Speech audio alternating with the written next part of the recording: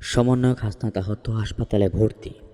রাজধানীর সচিবালয় এলাকায় আনসার সদস্যদের সঙ্গে শিক্ষার্থীদের সংঘর্ষে গুরুতর আহত হয়েছে বৈষম্য বিরোধী ছাত্র আন্দোলনের অন্যতম সমন্বয়ক হাসনাত আবদুল্লাহ। তাকে ঢাকা মেডিকেল কলেজে হাসপাতালে ভর্তি করা হয়েছে। রোববার 25 আগস্ট রাতে তাকে হাসপাতালে নিয়ে যাওয়া হয়।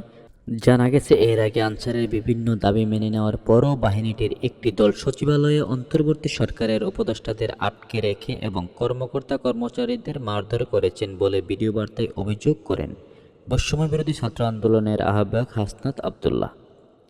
এ সময় তিনি শিক্ষার্থীদের সচিবালয়ের সামনে যাওয়ার আহ্বান জানান। এই আহ্বানে সাড়া দিয়ে ঢাকা বিশ্ববিদ্যালয়ের শিক্ষার্থীরা মিছিল নিয়ে সচিবালয়ের দিকে যাওয়ার চেষ্টা করলেই তাদের উদ্দেশ্য করে ইট পাটকেল নিক্ষেপ করেন আনসার সদস্যরা।